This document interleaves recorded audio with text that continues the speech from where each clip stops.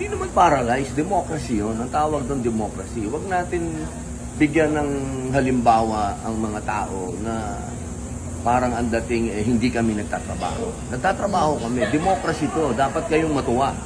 Sapagkat hanggat ang mga senador ay hindi conspiracy, ibig sabihin, tama ang binabayad yung tax. Matakot kayo pag kami ay nagkasundo-sundo na at kami meron ng conspiracy. Opo. Hanggat ngayon, kami ay nagtatalo at ipinaglalaban ng mga karapatan ninyo, ay maging masaya kayo. Ibig sabihin, hindi kami magkakautsaba. Gusto namin, isang national, isang local lang. Hindi dapat na gawin nating family business. Pero kasi kami, ang point of view namin, dumadami ang pamilya kasi yung budget ng gobyerno. Huwag na tayong maglukuhan kasi nandun yung negosyo eh.